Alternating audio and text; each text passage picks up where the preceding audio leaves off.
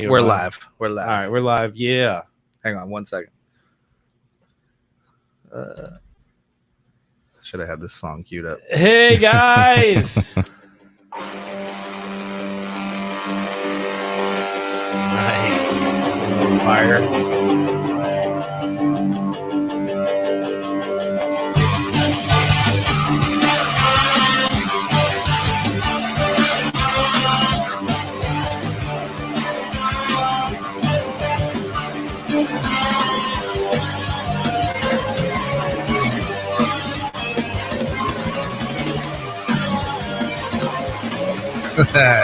There we are. There we go. Hey, All what's right. up, everybody? Hey. Welcome to another episode of Hit the Mics with Ryan D. I, of course, am Ryan D. And I am your co-host, Steve Rogers. That's right. And I'm George Wang Jr. George Wang Jr. Yeah. Welcome to the show, buddy. How are you? I'm great, man. I'm feeling fucking awesome, actually. Yeah? Yeah, this pizza port is hitting the spot. Well, Thank I you bet, very I bet. much. Well, Steve and I are on a Oh. no drinking streak right no now. drinking until the 4th of July. Yeah. We got a little out of hand a couple weeks ago. Mainly like the protests and everything started and like shit was Yeah. just fucked up. That's kind of what it was. Were you guys at the protest? No. I didn't go to the protest, unfortunately, but like everything happening, it just kind of put me in a mood. And so it's just like, fuck it. Like, fuck it. I'm drinking. Like, Yeah. what are you doing? I'm coming over. Like, I'm gonna get some beers. Like, let's just go. And that happened a couple more than it should have. So we're like, all right, we need a fucking break. Yeah, And that's- So Pretty when much you, how it when went. you say more than you should have, because I want to it's know, down like, here every day. okay, but like what, a 6-pack, a 12-pack? No, we're No. talking like Yeah, we're talking like we're drinking craft beers. So like 3-4 in the morning. like 3, 4. Yeah, we're talking like like 10 or 12. Yeah, Yeah. dude. Yeah. We're talking like those like we would get like between just the two of us, we'd get 4 packs of those pint cans, you know. Yeah. What's dangerous about the crafts, dude? I remember having a 4-pack of the 13% bourbon aged barrel stuff. Yeah, Yeah. that'll get you. Two would get you. Fucking the worst. I mean, probably the most gone I've ever been. Yeah. Just off the 4 beers alone. And then I had like a few, mixed drinks. Next thing you know, like I was on the phone with my girlfriend's ex-husband. I don't know how. Wait a Till minute, 4 in the morning, dude. Wait a minute. What, are you guys friends? Yeah, Was it like back a up. friendly How conversation? did this happen? Well, it happened with this. It was this whole debacle where, like, there was this Cold War between us. Yeah. And he just wanted to kind of shoot the shit. So that day he was like, hey, let's just talk this out. And I called him and we drunk talked till Yeah. like 4 and forgot everything I said to him. But it was just one of those nights where, like, I'm sure you've done shit fucked up and then not known the next day, or at least. See, I have the problem where I remember everything no matter how fucked up I get. So it's not like I forgot. It's just like, God damn it. Yeah, you did that. Yeah, you yeah, did do that. yeah. Why the fuck did I do that again? Yeah, Why did I yeah. text her? Like, God, it was 4 in the fucking morning. No one's answering your goddamn text message. You up? Yeah. Like you remember, but you just have the balls to fucking. Oh yeah, and Yeah, it like yeah, I yeah. know what I'm doing, but it's just like that reasoning is gone, Yeah, the reasoning is and then gone. that hangover plus that regret of remembering that shit. Yeah, that's it's the just worst, dude. and replaying it in your head. Yeah, Yeah. and it's like fuck it, let's get drunk again. What are you doing? Yeah. Quarantine, like fuck it. Yeah, so we drank it was quite a bit. And then I had a bit of like a meltdown, like anxiety attack about a week ago. From the beer. I Probably just like yeah. when it all added It up. just they kind of all just fell on me, and I Can go on benders on like that, or go on benders like that. Like Yeah, your body can't handle. and I was it. just it's like he and I we were following each other's lead, so, yeah. so it was like oh fuck it, It was kind of like who's gonna say it first, yeah because we know we both want to, but it's just like text him like, what are you doing? Yeah. Nothing. yeah Yeah, pretty much. You want to? Oh yeah, Yeah. okay. Yeah. And then, yeah. So we're taking a little break. Well, that's good, dude. Yeah. no. It's for me, even like I tend to drink. I've been drinking more during this COVID just Yeah. because it's so much easier to get. Because there's nothing to do. Yeah, you don't got to You wake know, up and go to work. Yeah. Drinking at 10 a.m. is like, who cares? Right. Like, Yeah. right. Right. I know. It was like, just there were certain days where it's like it'd go well into the next day, Yeah. and then I'd be like, oh shit, it's 10 a.m. and I still haven't slept, and I've just been drinking, and I'm like, yeah, it's time to go. It's Yeah. time this to- isn't- How do you feel? You feel better? I feel, dude. Yeah. I feel like obviously, I still, I want to drink beer. Like I want to, but it's like, it's more like a health thing too. Like I'm Yeah. like, I feel like because I'm a beer drinker, especially, it's like, and I haven't been doing anything fucking active at all. Yeah. It's just like You've been skating again. no, though. now just Okay. starting, like Yeah. starting again because I'm not drinking and I'm able to get up early and go to my buddy's house, and he's got his kids and stuff, and it's not, like when I want to go skate, no one else can go skate with me because they've already, like I'll sleep till 3 o'clock in the afternoon, and then everyone's like, dude, I got shit to do. And my two friends who are like, that I used to skate with a lot that are getting back into it, pretty much because we would, drink and start skating again. They all have families and shit, so it's not like so it's a whole fucking it's a whole thing when we want to skate, and it's like, and so I have to get up early, go out to see them and hang out with them for a day because like it's always family time, so. Isn't it crazy, like how when you're young, it's like you could just leave any time and then you'll be out all fucking day, no fucks given. Yeah. And then now it's like to do anything, it's like it's a fucking mission. Right. It's like you got to make a plan, you got to drive to the guy's house. Yeah. Well, that's why, and also, happy to have gotten a new car too, because I was just driving my grandma's car around, and it's like I could use it whenever I wanted, but they go to bed early and like they worry if I have their car all night, so it's like it just feels weird, and it's not my car, so I feel weird taking it whenever I feel like it, and it's like I know I was, you know what I mean, like I know that I could, I just didn't want to take advantage of that, Yeah, of course. That's good for you, dude. Yeah. So now I just got a new car, new ride. Fucking psyched at it. We just hooked up some fucking douchebag LED lights in it. Yeah, the mood lighting. Some mood lighting on the floor. There we go. So I had that came in my last car. It came stock. So that's why like now like it had it had LEDs in the sides and this like the panels of the fucking doors and shit. So have you seen the Mustang ones where they have the hologram come out when you open the door? Oh, where it puts an emblem like on the floor. Oh, I Yeah. have seen that. Yeah. That's pretty cool. Yeah. So Wang, Yes. you are the reason for COVID, right? Like that's what It all started from me. I went skating in Wuhan. I came back. It was all me, dude. But Sorry. where were you coming from right now? I know you did a Humpcast. We didn't talk to you as much as we wanted to on Humpcast. This is more of free form. I came back from lessons, so I just taught 2 kids today how to skateboard. 2 little girls. Dope. Yeah. So what's cool for me is I'm slowly but surely kind of coming out of the lockdown. Yeah. Don't call me Shirley. Surely, I mean surely, slowly but surely. Uh-huh. Like my clients are starting to be a little more comfortable. So Yeah, so you teach. Just tell the people who don't know like what you do. I'm a skateboard instructor. Which is, it sounds like a fucking Spicoli job. Like It is a total Spicoli job. It is a weird thing to think that, like, at one point there was no demand for skating. Like, No. it was not even seen as something that, I don't know, like a parent would enroll them into some lessons. But now, because, skating has gotten so popular, it's going to the Olympics. Yeah, that's right. It's in the Olympics now. And I think what I love is that more people are starting to realize like the positive aspects of skateboarding. The one thing I look at it is no kids go out anymore. They're always at home on their phones, on their tablets. So for the parents just to get them outside for 1 hour to do something. Right.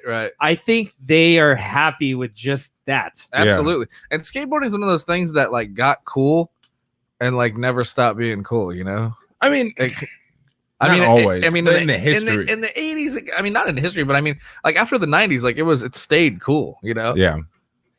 Yeah. I think that, I think after the 60s it came out, somewhere in like the 80s, There was a dead time. For Yeah, it. it wasn't like the late yeah, 70s and the it 80s was was like- kind of like the resurgence, kind of, or Well, did it die back down in the It 80s was like again? it was like the early '90s when it was really lame, Yeah, and it was like late '80s, early Really lame. '90s. It was really lame, and then street skating made it cool again. And I think there was a period in like 2005 to 2000. I think up until social media broke out, skating reached an all new level of popularity because now you're Right. seeing everyone skateboard. yeah, because I remember even around that time, like you said, 2005, when like Pharrell had with ice cream, he started a skate team. Yeah. Like, yeah, it just kind of really kind of like blew up. More mainstream people, you will, like Yeah. Pharrell of the Neptunes starting Pharrell, a skate team. Lil Wayne really. Yeah, Lil Wayne was fucking- skating. And I think also, like, maybe I could be wrong, but like even like the rise in like streetwear and the popularity of streetwear Yeah, like, yeah. helped just keep that going, even though I fucking hate Supreme and or whatever. That's a whole I different heard. conversation. Did you hear about the Supreme conspiracy? No. There was a whole thing about how the money that they received is from the Bin Ladens. Oh, really? Yeah, they got some ties to the Middle East Really? with terrorist money, Yo. and there are a few skaters that have been brave enough Yeah. that have been putting out like they'll put like a twin tower.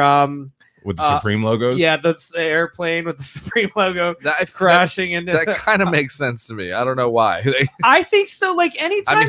I mean, they're skateboard terrorists. Let's be real. I mean, they're selling to people who don't skate. I never gave a fuck about it, and I like. No, okay, that's where where did it come from? I mean, I know It where used it to came be. from. Wasn't I it know a the skate story. shop? Wasn't it like a shop? Or I something? don't. It was a skate shop in New York. Yeah, wasn't it? And they used to like they got popular in New York because they would bite styles from like other bigger brands Yeah. and they would just like redo it for but Supreme. So they were stealing other people's designs with just putting Supreme on it. Yeah. I think it was that Um, Kate Moss shit, right? They had Kate Moss, and it was a Supreme logo covering her boobs or something. Oh yeah, I do remember that. What they did is they try to go like heavy, like Banksy, fashiony, Yeah. like Yeah. It's just it drops with limited supply and then it goes up It's on just the reseller. timing, right? Like, It's because just- Supreme used to be a lame brand. Like, skaters hate it. Like, I always thought I was like Supreme lame. Like, what is I it? never Why would I was want- into it. Yeah, Yeah, I'm like, why- why? I remember, you could like make your own skateboarder on like Tony Tony Hawk, and it was like Supreme shirts would be. I'm like, fuck that, whack, dude. I want to like, I want some fucking Volcom stuff wait, or something. You know? you could get Supreme shirts in Tony Hawk. Yeah, dude. Back then, like, Really? yeah, but it was like, who knew what the fuck Supreme was back then? Like it was. Yeah. And then I remember somebody's like, oh, it's like a famous board shop, and I'm like, that's lame. yeah, but Yeah, it's crazy how like popular that thing has gotten. yeah. Yeah, that's actually my favorite part of that game was like dressing the characters. Yeah, Yeah, yeah, and making your own deck. Did you ever remember in Underground? you can make your own You deck. make your own pro model. That was my favorite. Yo, No, I was gonna ask because I was gonna relate to something. So who's the person who said that Supreme got their money from the Bin Ladens? okay, so there's this online beef right now with the co-owner of DGK, Yeah, Stevie And- Williams. and there's a guy named Wrecking Ball. Do you know who he is? Yeah. So Weck is long story short is the troll roast comic of skateboarding, who's basically gone out there and like trashed every pro and doesn't care. Oh, okay. He started saying shit about Stevie's mom, called her a crackhead. Oh no. Oh And Stevie was just like, yo, you barked up the wrong tree. So Yeah. Stevie came out and put this whole thing about like, fuck you. You came at me, involved the Black Lives Matter thing, Yeah. called him a racist. So Wack came out with a video exposing Stevie saying like, dude, you're calling me a racist. I like told you I was sorry, but the video actually has Stevie calling him like a white boy or a cracker like 35, like a shitload of times. And so anyways, he like tried to put that out to say like, yo, you can't call me a racist. So right now they've been beefing back and forth. I think it's more Stevie on attack mode. Yeah. And he's Yeah, you call his mom a crackhead. He can call you whatever the fuck he wants after that. I agree. Like, you called me a crackhead, and then I'm like, yeah, you mayo cracker, like saltine Right, honky. Like, yeah, I'm letting him fly too. It kind of reminds me when 50 had beef with Rick Ross. Do you remember that? When The Rick Ross beef? No. I remember the Ja Rule stuff. I mean, the Ja Rule beef. with 50 is still happening. yeah. He's kind of getting jaw ruled a little bit. Oh, is Oh, it? Like he's Wasn't- not winning. yeah, No? yeah, I mean, because it's Stevie. He's got the respect. Yeah. yeah. But yeah, it's been pretty gnarly. But I think he did that as a diss to Stevie, saying like, "Well, you're affiliated with Supreme," Yeah. and then did the whole twin. thing. Yeah. Well, it's probably true. Like, and I believe it's true because fuck Supreme. And the same thing happened this week. Like, I saw on Twitter, someone was like, Beethoven was black. And I was like, you know what? Fuck it. It's true. I'm not even going to look it up. Beethoven was black. Like, we got that one too. Just, I don't even know. I don't know. What's your whole thing on the everything going on? I mean, are you? We talked about it a lot already. Yeah, we talked about it a lot. Yeah, go ahead. Obviously, like I said, that's what brought on the heavy drinking like the last couple weeks. Like, it put me in a really shitty mood about these things happening and still happening today, and having to fight just to be treated like an equal human being. And so it went from an anger, and that kind of went away, and then we're just still dealing with it. But like, I got to the point now where I just like I blocked anyone. Like, if I see anyone post like all lives matter or any kind of shit like that, I don't even engage. I just put it away, because at this point, like, you're just being an asshole. Like, Google is free.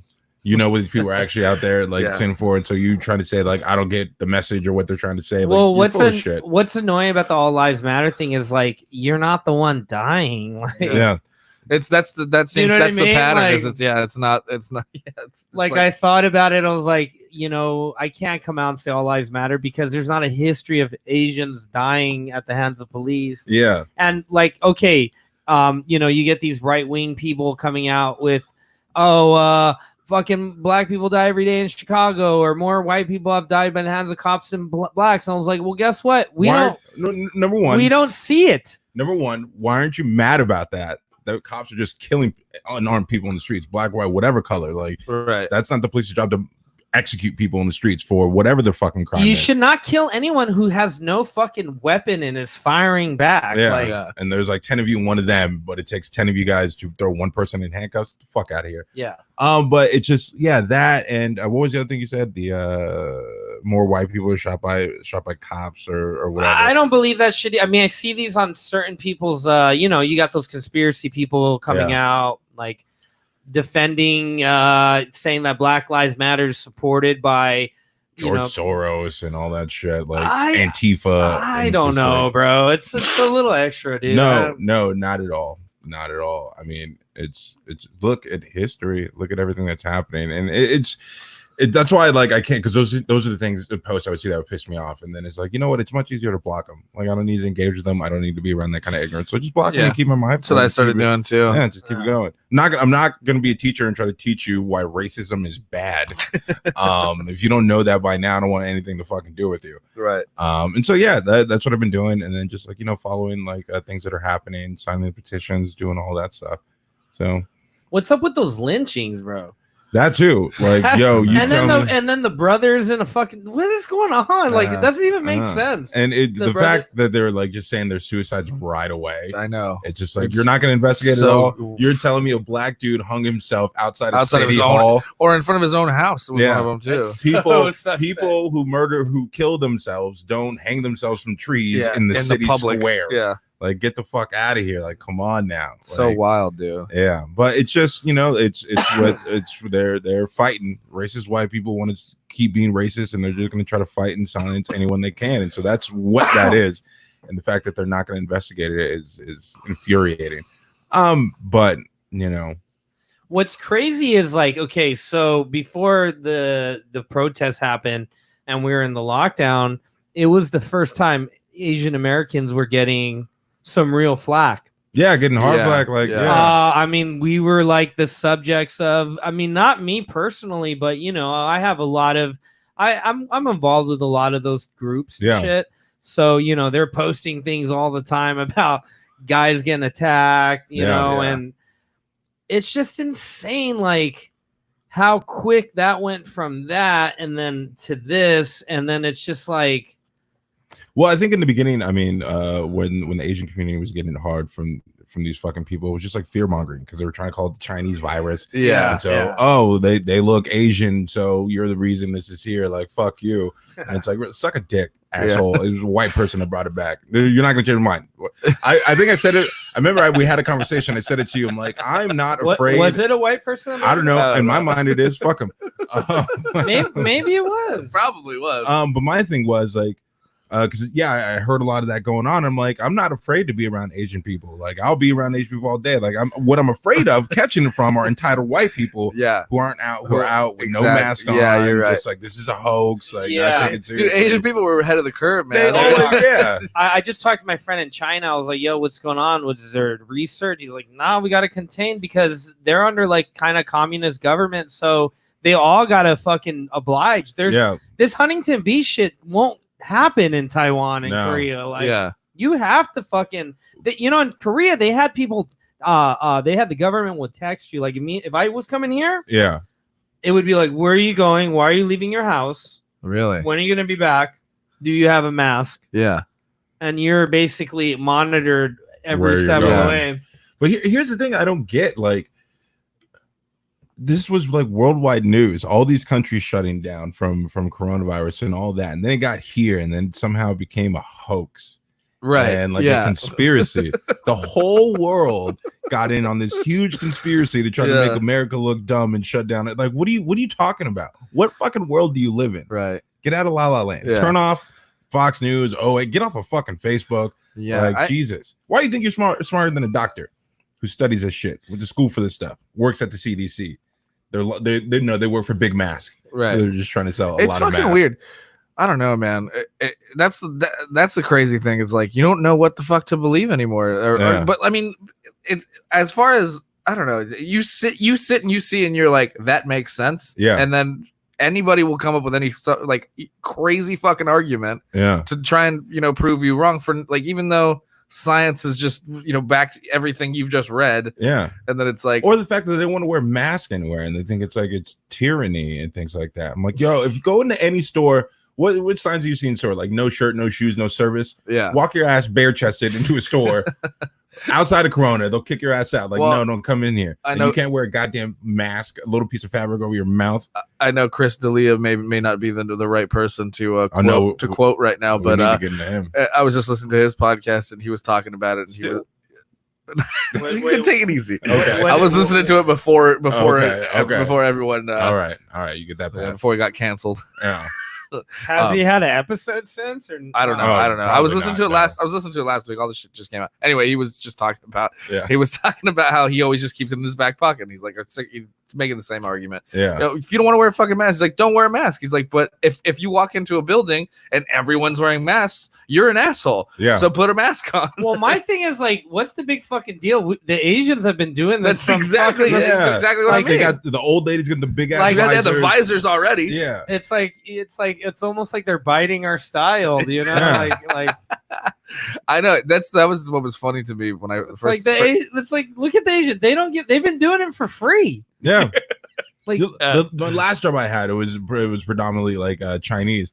And someone would come in just like a little cold. They had the fucking mask on. Like they're paranoid. Okay, do you want to know why they wear the sun visors and the fucking? Yeah, they don't want to tan. They don't want to tan because they see that as damaging your skin. We see it as a tan. Yeah, they see it as you're damaging your skin. Yeah, from these fucking sun rays that aren't good for your skin. But then they get made fun of for being so pale. But they're just that's why they age beautifully. That's true. Why they're hella paranoid about shit, because of things like this, the fucking virus. Yeah. But you brought up D'Elia. Let's talk about D'Elia. I want to talk about D'Elia. I didn't follow I didn't read into any details. You probably followed it closer than I did. I saw it, read about it, and then I was like, I'm not touching that. Yeah. No, I was just on Twitter one night and I just saw a tweet and I saw he was trending. I'm like, oh fuck, what'd he do? And then it went on like, yo, messaging like underage girls. Like I don't know. Remember James Franco gotten some heat about this when he's in New York, years ago, but right? We just let it go. Yeah, everyone just kind of like. You think they're gonna let it go the way Franco? No, I think there's more concrete evidence. So what is it though? I think the difference was okay. Hold on. Let's back up. Back up. So he was accused. Okay. So how did this all start? Because I don't know. Like what was the catalyst that started? But he was outed, and people had receipts. They had their old DMs from him with him in it. Like there's a lot. There's a lot. Yeah. So they were like them telling him like I'm 17, and he was just like, "Yo, come over." No. It's like, dude, like, oh no. It's very easy not to talk to someone who's under the age of 18, and even like him in his late 30s. Like, why are you talking to 18-year-old anyway? Like, and if you look at like, I was doing some serious investigating, and if you look at the girls, you're like, because I've seen him at this. You betcha. Sorry. Like I've seen him at the store, yeah, and he would just bring out like really, really good-looking girls. Yeah, I mean, and I always had this idea that I was like, this guy probably just fucks a lot. You know what it is? He doesn't drink, dude. That's what I always. That's what I said, bro. I always say this about people who don't have a vice, like who don't drink or smoke weed or like anything like that. You know what I mean? Like they got some creepy. They got some shit. There's some shit they're hiding. Yeah, that's true. Because you have to have a vice, right? Yeah, something. So your vice could be underage girls. Like that's your drinking. That's exactly. Right? Yeah. That's exactly it. There's got to be something deeper and grosser to that person if they can't check out every now and then. And think about it, because he grew up rich. Yeah. Famous dad, got some money, and but also imagine like he's this. He's I'm not gonna lie. Like the one thing that did annoy me when this scandal broke was, I'm not saying anything was wrong with what he did, but there's all these comics coming out saying that he was never funny, that he was always that's some bullshit. I'm seeing a lot of that too. Between us, Chris D'Elia would blow out every one of those comedians on any show, on any day. He's hysterical. Yeah. He's good at live shows, and that's why he probably gets a lot of fucking pussy, because he's funny. But that's when it comes to the Louis and the Chris D'Elias where you're in this position of, I bet, women just being able to throw themselves at you. Yeah. You can either walk the higher road and realize I need to keep a low profile because I'm a bigger person now that it's shit can get out faster, or you're a scum, low key. Like you do what any immature kid would do and just try to fuck everything and anything, but the difference though with that is like you're going after underage girls. Like, yeah, you can fuck whoever you want. Like D'Elia, there's probably plenty of girls in the fucking club at the store in the crowd that you could fuck who are above age. But like you're going online and you're DMing underage girls on Twitter, trying to get them come back to your hotel room. Like that's not just like a guy who just wants to fuck a lot. Like that's a guy who's targeting underage girls. He's got a taste, This is what weirds me out is when I taught high school. I taught high school for a year. I ran an after school program for the skating thing, and never once, dude, I ever had the thought. Like I never even joked with like the skate, like, yo, if I was 18 again, like it even crossed my mind. Your I mean, it's just like, but it's like either you have that thought or you don't. Yeah. Like a fuck little girl. I'd rather have a mom like that. Like I'm more attracted to older women. I've never been attracted to. I can't deal with that immature. What are you going to talk about? I won't date anyone under 21. Real under 25. Dude, under 25. Like you say, what are we going to talk about? You got no life experience. You have nothing to talk about that's going to be interesting. You're going to talk to me about your gossip in your friend group that I don't give a fuck about. What the fuck? Yeah. What do you do on a date? Yeah. I mean, honestly, the only thing you could do with those girls is like you can't connect with them, right? No, that's why I don't get it. There's too much of a generational gap, and for someone as old as D'Elia to do that, that's not just. And I saw I knew there was something weird about him being on fucking TikTok and Vine and all that shit. And you know how you knew it was true is because when you look at these girls, even though they're underage, they're very, very fucking good looking for the 17-year-old that I click on. I was like, and I'm starting to see the pattern. I'm like, oh wow, they're all really good looking. Right. So yeah, for sure he's targeting underage girls, but in his mind, they're just hot and probably younger and more like less, I don't know, whatever that, they've never been tampered with or whatever. Like those ones where he was trying to take like virginities and stuff like that. It's just like fucking scum. And I like D'Elia too, but just fucking scumbag, man. There's no way you can. Is it R.I.P. the career? Oh yeah, I can't see way coming back. Like we were talking about, like Franco earlier, how he came back. And I don't. Like I said, I didn't follow it. I didn't follow this one too much. So like, I don't know what the severity shit of it is. Way worse than Louis. Way worse than Louis. But I think the time. I think where we are now as like a society, like with Franco, like once Me Too was put out, and it was just like, women, you can come forward and tell these stories. Yeah. I think more women have been more comfortable because they have that sense of community where they can speak out about things that have happened to them. I think with the Franco thing, I think it was like right before that. Yeah. And so it just like news, but didn't really go. But now it was like they even joked about it like on a talk show or something. Yeah, but like now, if shit like that happens, women can speak out, and they have that whole community behind them that would stand there and rally with them, and so they're not alone, which is beautiful. It's a good thing. But yeah, no, his career, I can't see a career coming back from doing something like fucking underage girls and think you can like just go away for a couple years and come back. Like it didn't happen. Like, no, people aren't gonna be okay with that. Look, D'Elia's got money. He'll be fine. He'll be fine. Are we losing like a real big like comedy presence? No, we're not. Yeah, we're really not. And like everything he's done, it's just like, hey man, you fucked up, and yeah, you gotta go. Right. Fuck it. You think he's gonna get dropped from Netflix and all that shit? Oh yeah, pretty sure that's just gonna he get just came out deleted. with a new special too. Yeah. But yeah, it's inexcusable. Like Louis not coming back. He can still do shows, like people show up. But I think it depends on what you mean by coming back. Louis just gonna have his own. I bought his new special. He's just gonna have his own fan base. Yeah, but not like in the limelight. Yeah, in terms of like getting shows. That's what I mean. Casted on. I mean, he can't do TV anymore, Louis. Yeah, right? But he's still doing stand up. How weird is it that he played a fucking pedophile twice? Yeah, that's what D'Elia. Yeah, dude, what the fuck? Yeah. But then it's like it all makes sense. It's like. If it's like I got casted as a skater, right? In every role, it's like he skates. It's not acting. You got typecast. I don't know. That Workaholics episode is one of my favorites. Penthouse. He's like, oh, this is crazy. I came here to fuck a little dude, but I met you guys. This is way doper. Yeah. But like, here's the other thing I didn't like, and I think we touched about this the other day when we were hanging out. How I saw online too, people were like coming after his friends. Like they knew. Why didn't they say anything?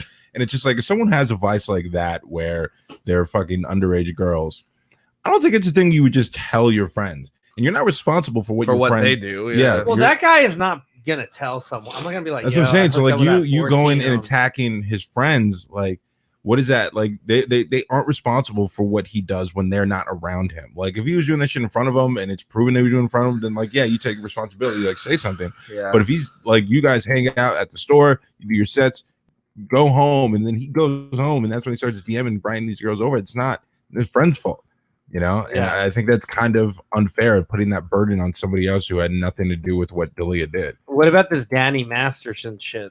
Who's that? Oh, Hyde. He is. Oh yeah, that dude. Yeah. Is that true? What think, or is that? Oh, he got. Yeah, it's true. He got charged. He can get life, bro. Yeah, he should. If you fucking rape women like that. Do you think he did though? I absolutely think he did.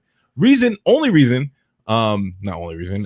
You know, believe people. Like, who's gonna 2 different women violent rape? But also, I guess he was a Scientologist. And when I guess the Scientology has been trying to distance themselves from him. And when Scientology is just like, yo, we don't want to be affiliated with this guy. he did it.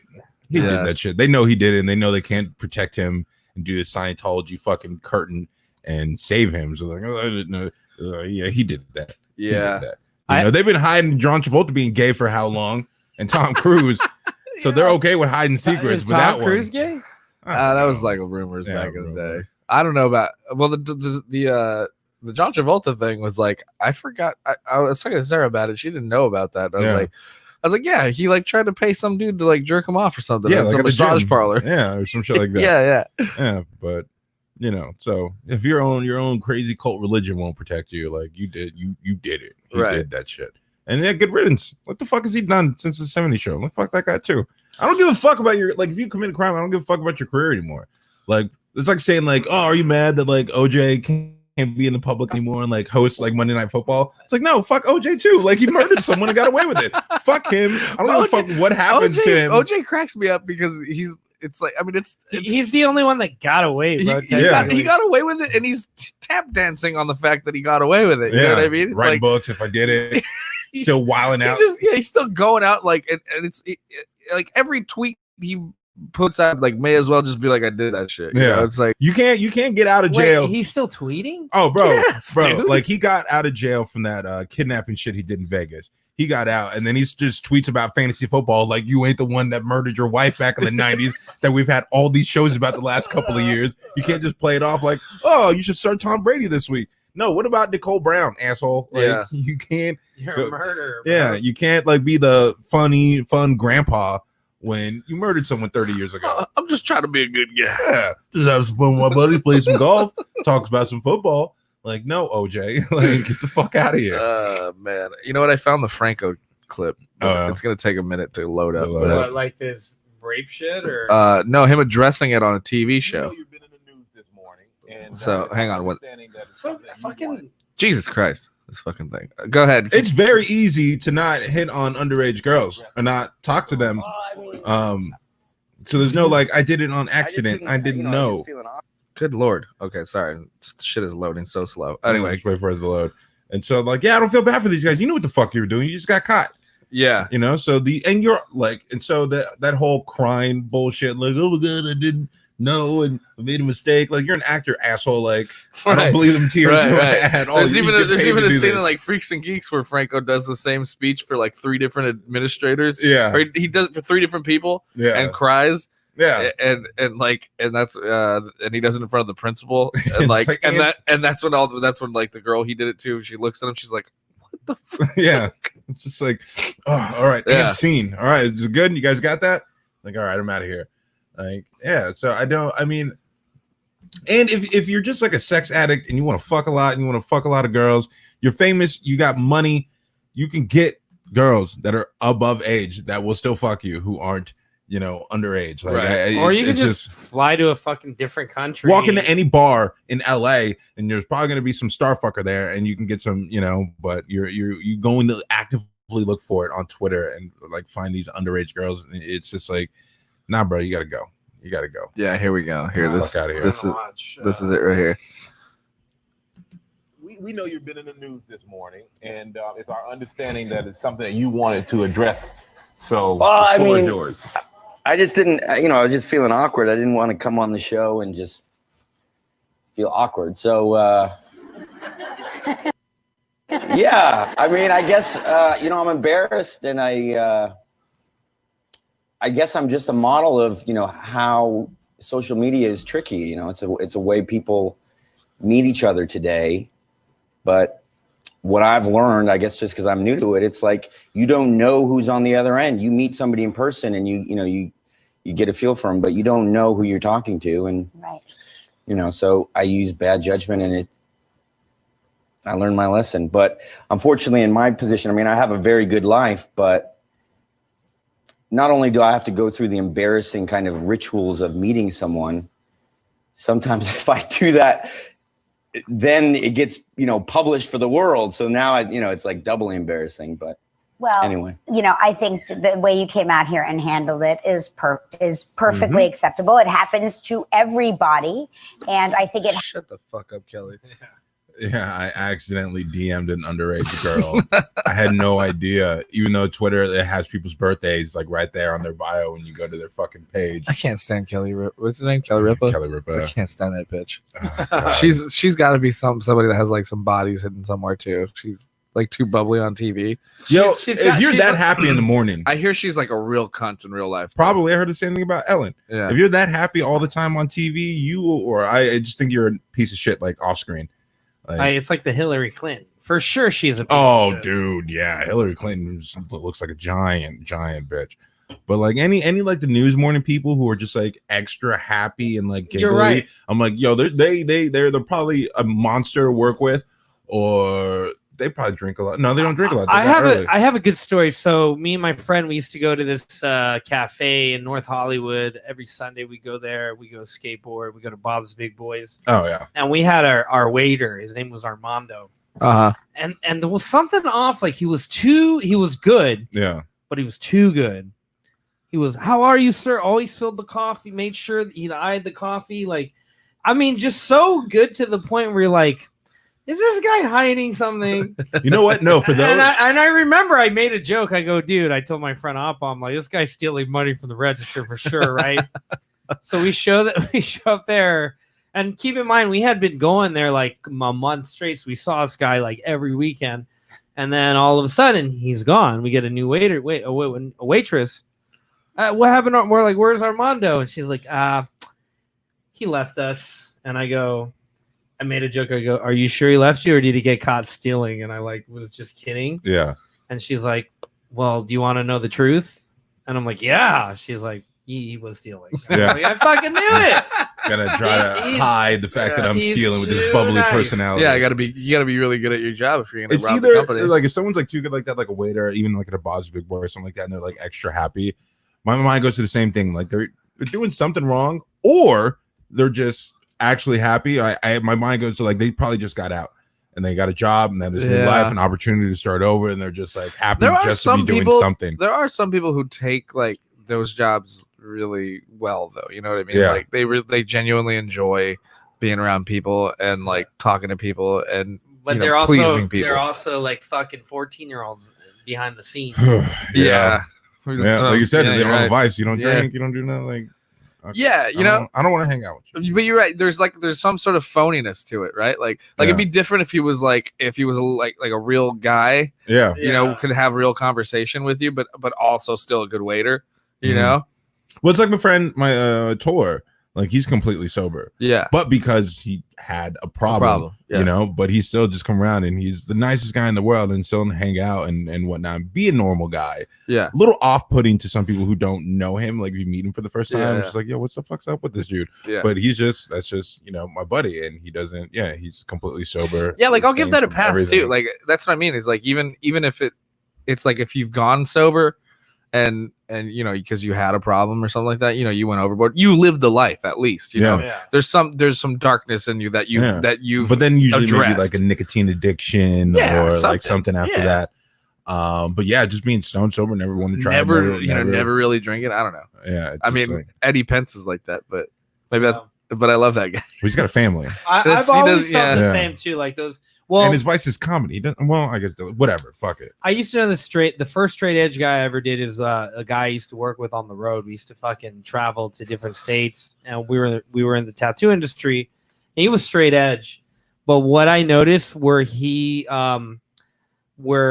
didn't drink and smoke, Mm-hmm. he was a fucking pervert. I Yeah. mean, this guy was Yeah. horny, dude. Yeah. Like the way he would talk about women, like, oh, look at her, yeah, she'd be good. That Right. one's good. That one's Yo, Yeah. I had a friend like that I stopped hanging out with because of shit like that. And I'm like, Where it's yo, just bro. like, Yeah. calm down. It's What are like you doing? it gets to a point, where you're like, dude, we're not like 15 anymore. Like, Yeah. it's like Stop. like who is that horny Yeah. all the time? Yeah, it's just you gotta like calm down. Like when we went to Popeyes and they're like, bro, like they're in high school. Like Yeah. fucking stop. Yeah. Like, stop it. Yeah. Like you're being weird. Like he wasn't saying anything to them, but he just kept trying to make comments to us about them. It's Yeah. like fucking no, stop, dude. Like you're being weird. They were like Yeah. a volleyball team at Popeyes. Yeah, and it's like, bro, stop. Right, dude. And that's why we don't hang out anymore. Because it's just like, bro, I can't deal with this shit. I don't want to be around you like that. yeah, and it's like to a certain point too, you don't even want to hear like friends sexcapades anymore. You're just No. like, it's like we're all Right. adults. It's and we it's like get it. and it's like, especially if We you get you it. end up dating that person, you're like, ugh. Yeah, and But you're there's almost always there. that one guy who needs to like let you know his conquest. You know, or, yeah. But and if you it's do kind of that, it should just be unnecessary. like, God, I don't know. Yeah, Like, right. I mean, yeah. like it is a conquest to I guess get to. well, that I don't point. need the play-by-play details. Yeah, if you you don't, know, like yeah, it's just like, yeah. oh, you hooked up with her. Okay, cool. Like, Yeah, I don't- cool. That's Yeah, it. good for you. That's the end of the story. Unless Yeah. something like weird happened, Right. Then right, okay, right. okay. Yeah, if let it's- me. unless it's a real story. Yeah, then it's a Yeah. real story. Yeah. Where it's just like you won't believe what happened. Yeah. You know. So I remember the same guys. One night we were in Utah, and we were sharing a room. And most normal guys, like if you're gonna hook up with a girl, you go to her place or you don't. I wake up, bro, and they're fucking like they were in the room alone. Oh God. And it's so creepy Jesus, that dude. I can't get it out of my mind. Yeah. Like imagine sleeping and you look over and Ryan's just doggy styling and putting her in different positions. She's riding him. Bro, like, I'm still here. And this is how creepy it gets, right? They think I'm passed out. Yeah. So she keeps going, like, while fucking, Yeah. what if he wakes up? And I go, I'm awake. Yeah. Too late. So the entire time I'm watching, like, I'm creeping hard. Like, I'm trying to not watch, but it's too hard not to just look over and like. So where it gets weirder, bro, is they go, okay, we're being too loud, so go to the bathroom, and they start fucking in there. But they act like the bathroom is Narnia. Like it's not echo throughout the whole. They act like they left the building. Yeah. So now they're even louder.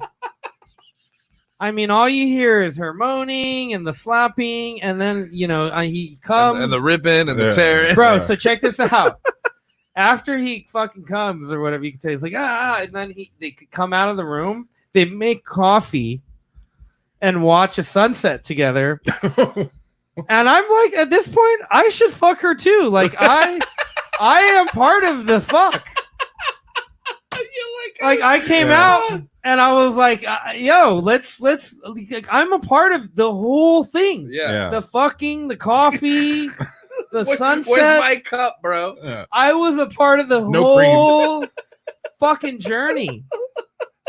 And I'm sitting there pretending I'm asleep with my one eye open, like the sun is still up. You said they finished and then went to watch the sunset. Like, and it was just, this is how much of a fucking pervert and like the Armando waiter guy he was, where first of all, I just saw that as very disrespectful to me. I would never fuck in front of a friend. I just don't have that in me. It's I don't have that like openness. This was like at a hotel room, you said? Yeah, dude, it's like in this room. Yeah. Oh my god. I'm here and you're there, and you're just having sex with your girlfriend the way you would with us here. But you're acting like he doesn't know. Yeah. Like completely unaware. The fuck is wrong with people? And I just remembered, like, this guy doesn't drink or smoke. Would you be upset though if he had like woken you up and said, "Hey, like I got somebody in the room"? Like, would you No, mind that's normal. taking a walk or something? I don't want to wake up to that shit. If he had texted me, "I'm gonna fuck tonight," I would have not even slept in the room. Right. Yeah. That's what I'm saying. Like, I would have been like, "Yo, all good. I'll go out, fucking go for it. You know, I'll party all night." That's what makes it weirder. Yeah. It's just the fact that he kind of violated my privacy, and I violated his privacy. No, you didn't violate his privacy. Shit. Yeah. He didn't care. Yeah. It was just, and how do we just hang out all day? The next day, we're at work. Bro, I know what you sound like when you come. Like, we can't hang out anymore. Like, it's no big deal. You saw his vinegar strokes. And no one's talking about anything. Oh my god. It was just, and all I remember, bro, that kind of thing only he doesn't drink and he doesn't smoke. Yeah. And I'm like, I've always associated creepiness with not drinking and smoking. I don't know what it is. Yeah. I mean, I'm sure there's obviously there's cases where, you know, people who drink or smoke end up getting extra creepy. Yeah. But, you know, like, I understand if we're in like the porn big game together, like this is the AVN Awards. Right. Fuck Yeah, it. that just happens. Right. Yeah. I'm not. You're in that setting. Like, yeah. I'm gonna go to a sex party. Okay, Right. people are gonna fuck in front of you. Like, you know that. Yeah, you're gonna go But to now a we're party. on the road together. And I'm in also a fucking Motel 6 with our beds 2 feet apart, and you're just gonna fuck right next to me. And I would get it if Weirdo. I was like a broed out white guy who's like into it. I'm an Asian guy, and we're very like, you know, private. A lot of Asian people are very, very about their little privacy. So the fact that I got exposed to that was just like, I could not believe that night. Like, it's still, I could see it in my mind right now perfectly. Yeah. Yeah. Like her writing him, and like it was just like the way he was fucking her, his face. Dude, it was so creepy. It's imprinted, man. He scarred you. He scarred me good, dude. That's a weird thing. Imagine, like, you just woke No, it up is weird. and Yeah. just, No, for sure. For like, sure. What the fuck you doing? Yeah. I would have just sat up at the bed, like, yo, really? Yeah. Really? Never Like, had that happen. You could have told me to leave. Yeah. Fucking assholes. Maybe they secretly wanted you to wake up and like, I don't invite know. you in. join in. Maybe if we just It start was like- and get loud. Yeah. You know those like wake 'em up. funny porns where like the guy's sleeping a jacket off? Yeah. Like I felt like I was in like Brazzers porn. Yeah. Where, You know like, what? That probably was it. He probably wanted you to join in, but they didn't want to ask you. That's They- probably what it was, dude. It was like, yeah. and honestly, I wouldn't even have. She was like a fucking 3, dude. She was not attractive at all. Not even that's what your go-to. Not even the fact that it was so awkward. You ever The have fact that that she friend? was too ugly for him to join in. We all have that friend with like no fucking. He doesn't have any type of like standards. No. Yeah. If he has a pussy, he's in. Like it doesn't fucking. And he was one of those guys. Like he couldn't get a girl that was like very attractive, so he would go to the bottom feeders and like anyone who's gonna fuck you the first day that they meet you at a hotel at a tattoo convention of all places in a fucking hour, you're a fucking whore. You are a fucking whore, dude. And I don't know how this guy would do it. He would literally be like, I'm gonna go fuck this girl and come back to work. Yeah. And I'm like, who wants to fuck this guy? It was like, who are these girls so willing to just fuck him? You laid it out there. She was a 3, and that's what I mean. Because I had a guy. He was a friend of a friend that used to come around and be like, "Oh yeah, I'm bringing some girls I just met at the bar back to the house." I'm like, "All right, cool, man." And they would walk in the door. I'm like, "Yo, I'm going to bed. I don't want no part of it. What alley did you pull these things out of?" Like, bro, this is not like. Pretty sure she's got a pipe, like a meth pipe in her pocket. Right. Like, get them the fuck out of here. Missing teeth and a lazy eye, and get them out of here. I saw her sleeping behind a dumpster a week ago. Like between the 3 of us, if we were that desperate, we could probably go right now and get some really whatever fucking girl. Oh, dude, with all the people breaking like Corona, if we want to be savages, we could go to just whatever local dive bar that's open and pick up a couple hags and die in 2 weeks. Like, you know what's wrong with me is like I grew up watching like 80s rom-coms and shit, and I'm like, what would John Cusack do? Like that guy. Would wait and fucking find the right girl and fucking put the boombox and all that. He'd whine about it in a record store. Yeah, I've always been about like meeting someone, connecting, but also having that like level of attraction where some kind of connection. I've never been like, yo, I want to go out and I'm gonna fuck tonight. It's all about fucking. Like, I guess he was never a fucking garbage person, right? I guess I was never like fucking brought up that way, Like I've always had girlfriends and shit that like took time to. We've all. I mean, maybe not you, but I know me and Ryan. We've been in those positions in our past where we've gone out and we've all had the dirtbag phase. Yeah, and you've had those, but not like fucking in front of my friends, like right next to in the same bed, just pulling any girl who just like says hi to me, like just some old, sad, dirty, like. And a lot of it's like with age too. You like at some point you're like, this is why I'm sure that's why you would never like share a room with somebody again, right? Like, no roommates, nothing. Like I get why I snore pretty bad. I got sleep apnea, so I get why when I travel with friends, they're like, fuck you, get your own room. I'm like, I get that, like you know what I mean? So like when you get older, you're like, I'll spend the extra money to get away from you fuckers. Like, I don't care. Yeah, just especially you're doing some shit like that. Like, bro. Yeah. It was very, very awkward. Yeah. Or staying with somebody that just complains about everything, Like, you could go fuck yourself, man. Like, yo, you can't have no fun. Yeah. You're just complaining just bro, to it's complain. fucking 2:00. Let's go to bed. What? Yeah, it's Comic-Con. It's Comic-Con weekend. This is what we're doing. Yeah. What do you mean go to bed? Go at 2? to bed at 2 Didn't you just set a bomb off 10 hours ago? Like 2 hours ago? You got the bomb squad here. Like, get the fuck out. Yeah, that did happen. I was at Comic-Con with this guy that I used to hang out with. He was just all about going out. Dude, and shit. No, opposite. He was like, he set off a bomb. He set off a fucking like a cherry bomb in the alley of the Airbnb where we were staying. And like, dude, the fucking fire department, the cops, like the bomb squad showed up. It was fucking crazy. Like they blew up a trash can, right? He had like, because it was the middle of summer, so he had all these fireworks and he brought them. And then within that same night, like the night goes on, we're freaking out because like we're like, holy shit. Yeah, because he doesn't tell him to do it. He just did. No, he just fucking did it. Yeah. And like the night goes on, we're just drinking and stuff. Like cops finally leave, so like we get back to partying and hanging out in the apartment that we're renting. And then it gets to like 2:00 in the morning. He's like, "All right, everybody go to bed. We got to get up and go to the convention tomorrow." And I'm the only one sitting there like, "Fuck you, dude!" Yeah. You lose all privileges to do anything. What are you talking about? Yeah.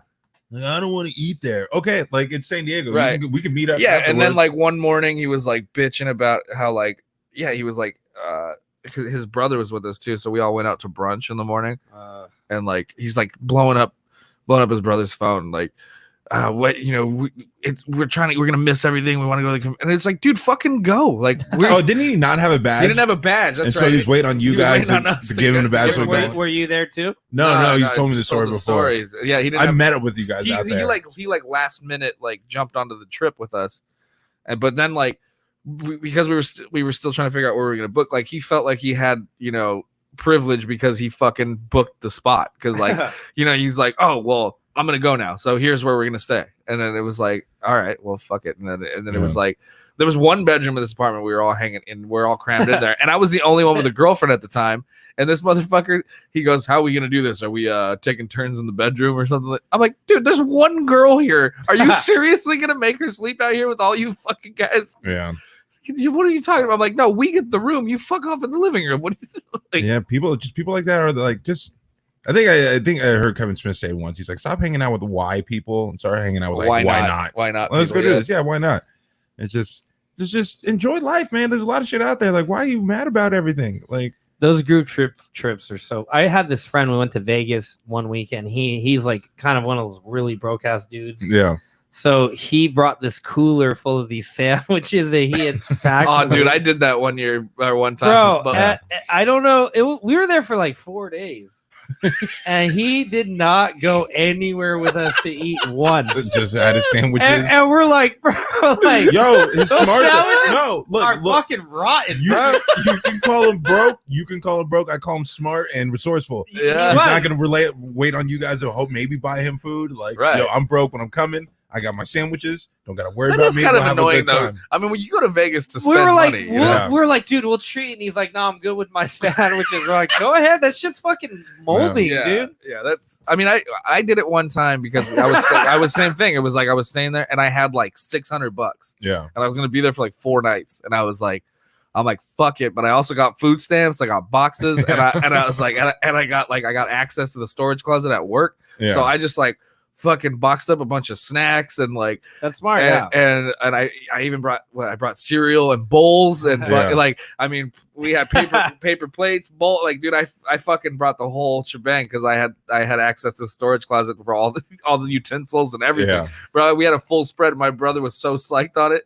That's better. They're not like shitty bologna sandwiches. No.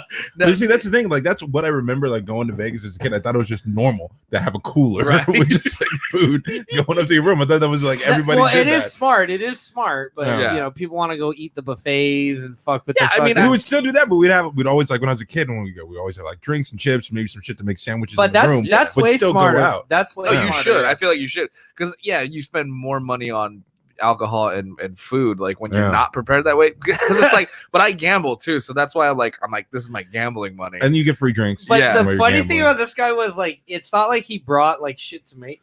He had 9 peanut butter jelly sandwiches that he mathematically prepared. This is breakfast. This is lunch. Yeah. And he would eat them in certain, I got to go back to the room and hit a bologna sandwich. We're like, dude, just stay down here. We'll buy you. He's like, no, it's all good. But I respected his fucking, humbleness and shit. Yeah.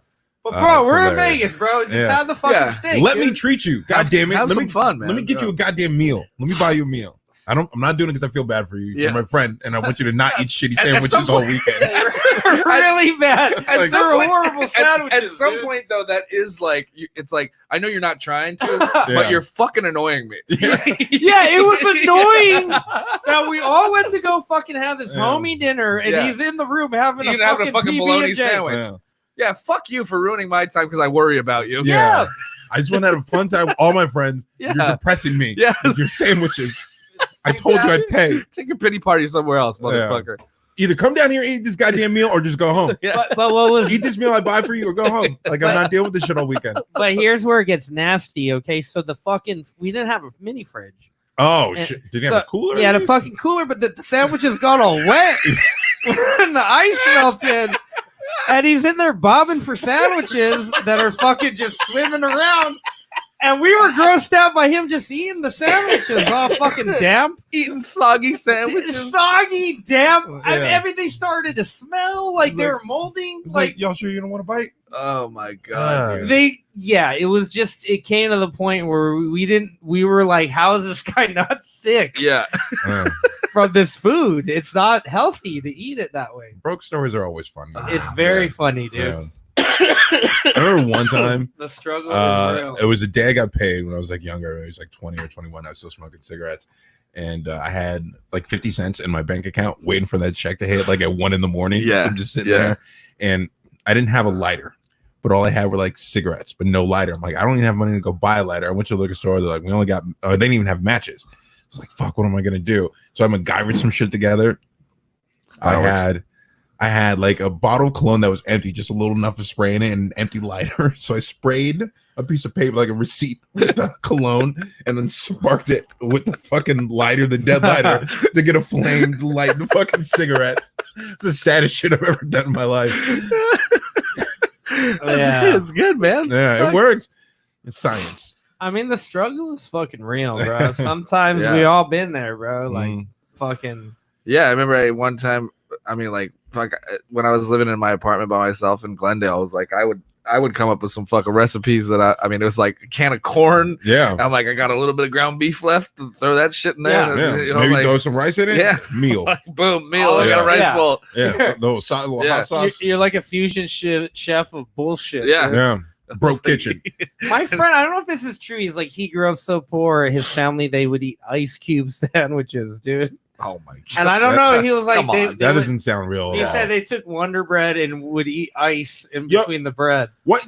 Iron Chef? Ice cube sandwiches, dude. They let show Iron Chef where they're just like, make something. You know, here are the ingredients. Why don't they have like a broke Iron Chef? They should. Where you just have like one top ramen. We should make one can of fucking like the shittiest ingredients. Like, just whatever in the back of the fridge. A can of tuna. You got a slice of cheese, some ramen. Yeah, macaroni. But the packet's gone, or the seasoning packet's gone. Because, you know. Yeah, all you got is salt and pepper. Figure it out. Yeah.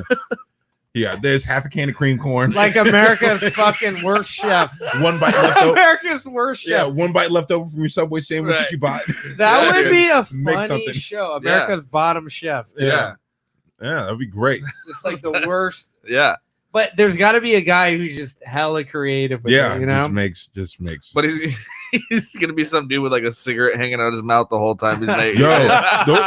I'm telling you, those are my favorite things to watch. Like, you've seen all those like jailhouse documentaries. And like, dude, the shit they would make in there. I know. It's just like, yo, get them. Yeah, they are the judges. Guys like good out of jail. We give them work. They're the judges for this food show where you have chefs making broke kitchen shit. It's like, this is what you got. Make it edible, make it taste good. Let me see what you got. The broke kitchen. That's what we'll call it. Yeah. I remember, okay, so like I almost did 30 days in county for some bullshit, right? So I got transferred and I was like, okay, I'm going to set my fate. I thought I was going to be in there for all 30 days. It ended up only being 4 days. They had to kick me out. Yeah.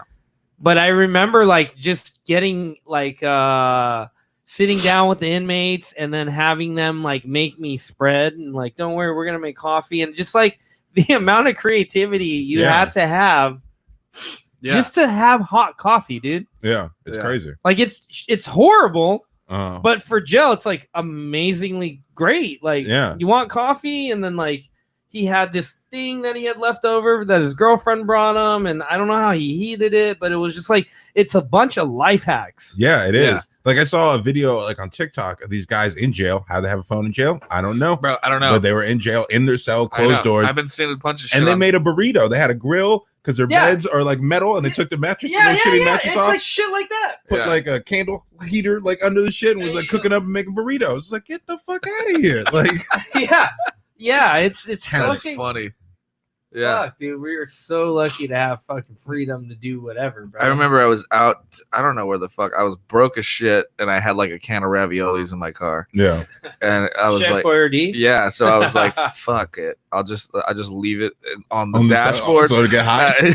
I just left it under the fucking windshield. Like, took a little walk. Did it taste good? I mean, it warmed up good enough. I almost bought some the other day because I was like, I want to remember what this tasted like. They're good, man. I still fucking love Chef Boyardee. They're not bad, they're right? Still bomb, dude. I haven't had one in years, but they're still my bomb. favorite. But they give me heartburn like a motherfucker. I bet it's all salt. It's all just bullshit. Yeah. You know it's delicious, but you always end up feeling like shit. Like, I'll eat Velveeta. Yeah. And I just feel hella like my stomach's upset and shit. Yeah. after a while because I don't know the fucking whatever that cheese shit is. Yeah, like it's not Velveeta was my favorite as a kid, but I remember I had it as an adult once. I'm like, how the fuck did I eat? I was even grossed out by ripping open that cheese packet and squirting that orange shit in there. Bad, dude. Just like, dude, this can't be. What is Velveeta? I don't think I processed as fuck. This processed mac and cheese. So a box of noodles. Oh yeah, the noodles, and then a big ass silver packet of just. You're better off just getting fucking noodles, putting some cheese, heating it on there. Yeah, than the little milk. For sure. That's all. I always threw extra cheese, and if I made that white trash mac and cheese, I love mac and cheese, but the Velveeta, dude, like you said, I ate it as an adult, and it. For the first 5 minutes, it's the best thing you've ever tasted. Fresh out the pot, hot, it's good. But like, wait 2 or 3 minutes for that cheese to get all hard again, and then it's all sticky. You feel bad. Dude. You feel like this is not supposed just to go. Like it's like those noodles are probably just plastic, just sitting in your belly. It's so bad, bro. Yeah. Gross. It's pretty. Can you imagine? There's so much garbage we probably ate in the '90s that like. Oh, dude, yeah. I was at 7-Eleven the other day. I saw they were selling Dunkaroos again. Oh, no. I got super excited, yeah, and I was like, I'm gonna get some Dunkaroos. I remember those when I was a kid. Then I was like, fuck no, I'm gonna shit myself. Or like, that's remember those? Not gonna be good. They have them at the Asian stores still. They're like the Pocky. No, not the Pocky sticks, but they're like the koalas. With the those are good. They used to be called koala yummies. Yeah, where they have the chocolate in it. Yeah. Those are fucking bomb. I fuck with candies and fucking little cookies and shit. I had white Twix the other day. Have you had that? Oh, they're so good. No. Yeah, they have the green tea ones too. The green tea Kit Kats. Yo, Kit Kats. Yeah, Twix, the white. I like the chocolate shit better. Yeah, I don't really like white chocolate. But the white Kit Kat is fucking good. As fuck. Yeah, why don't we have? Why do the Asians have all the colors or all the like Kit Kat flavors? The Asians don't fuck around. Have you had Chinese like Korean Cheetos? They're not even. No. Fuck, they're so different. Yo, your shrimp chips and all that shit. Yeah. That's what I love. Like I don't go to the Hong Kong market that much anymore. Where I used to, I would get those shrimp chips. And then go to the Kit Kats, get them green tea Kit Kats. Yeah, the green tea Kit Kats are my favorite fucking candy. Yeah, hands down. The matcha green tea Kit Kats. Yeah, dude. I'm saying like, how the fuck did they figure out like tea is a good candy fucking flavor? Green tea of all kinds. It's weird. Yeah, but that matcha tea Kit Kat. Yeah. Ooh, bro, it's so good. Okay, we are an hour over, or we're an hour in. We didn't talk about anything about you. Okay, let's get into you used to do tattoo and you used to work in tattoos. Now I wasn't. I was never a tattoo artist. I was what you did for Wing Walk Brewery. You're like a sales rep. I was a brand ambassador. Oh, okay. So this is how it happened. I had 3 friends who started a company out of their dorm, and they were making massage products like barber chairs and shit like that. And what they had noticed was tattoo artists kept buying the massage chairs. Yeah. And they put 2 and 2 together. They're like, yo, there's not a massage tattoo chair. So they invented the first tattoo chair ever. And tattoo, because a lot of artists were buying stuff from just beauty parlors. And that just blew the fuck up because it was the first of its kind. Yeah. And I literally just kind of watched like a company become Tesla or a company become. I saw the process of, and they keep in mind we're like dorky Asian guys, so they needed someone to go out there and be representation. So I went and opened all the markets up. I was on the road, bro. For 11 years. I was out of state maybe 8 or 9 times a month. God damn. International, national. Were you doing stand up between that, like? It was in the middle of that. No, I would only do stand-up back here. And that's where it fucked me up. I could never take stand-up seriously the way I did while working those gigs. Yeah.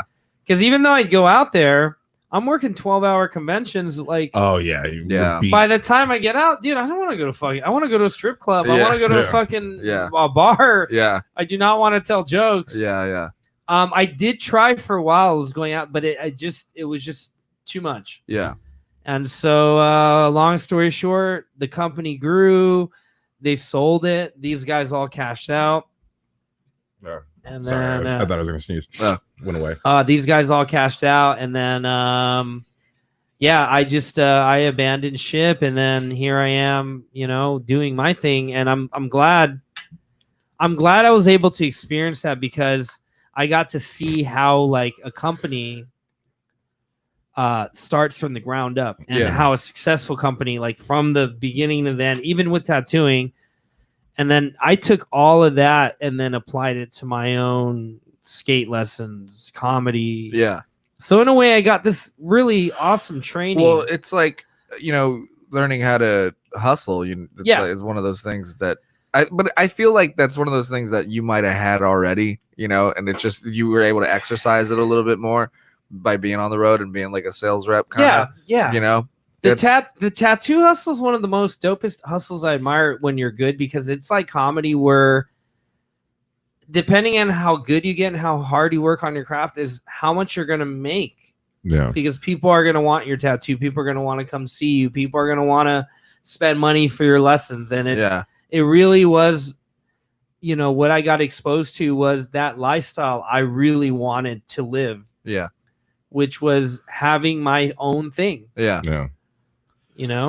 Yeah. So now you're doing these lessons, and they're private lessons that you. Yeah. How does one do that? Like just become a skateboard instructor? Well, I got lucky, dude. I got hooked up with a job, and I taught at a high school and a middle school for a year. Uh-huh. And I ran their after school program, and they included skateboarding into the curriculum. Oh, which is funny to me, because if you grew up the way I did when skating was not a fucking curriculum and it was a crime, right? It was on the hierarchy of fucking pieces of shit. It was like taggers, gangbangers, and skaters. just like And then it was like, you couldn't even have your skateboard in class. It would get taken away.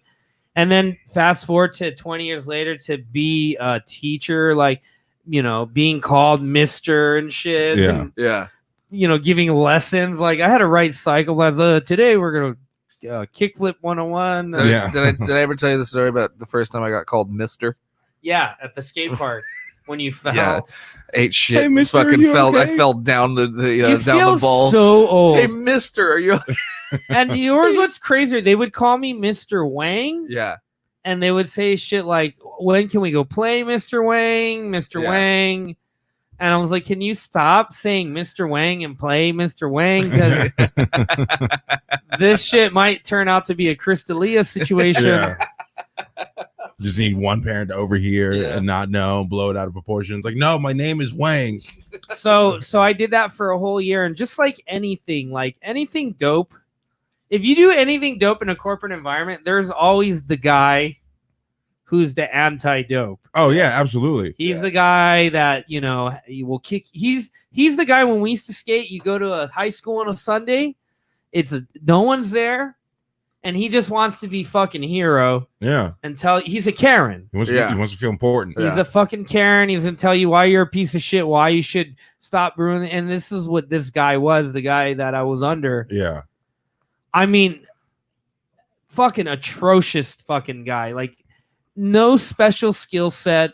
He just ran he was just a manager in charge of everyone. Those are my favorite. Just miserable fuck. Taking nothing that power going on. Yeah. Miserable. Not interesting at all. That little bit of power he gets at work goes to their head. Yeah. So now I'm important and I'm gonna make people respect me. And Get a personality and get a hobby, and maybe people might like you. So what I found out about this guy, did some research on him. He was a drama major. Yeah. And it was almost like the way he would run his programs with us was like a King Henry. Oh god. Like it was a weird thing. Like I think in his mind he was in a play. Yeah. Yeah. And like he needed drama. So it came to a point where we got really crazy with each other. And I went after him. I tried basically filing a complaint with HR. A couple of us fucking were like, this guy needs to go. Mm-hmm. He went back around and found a way to get at us and get our programs canceled, which is basically I lost my dream job. Yeah.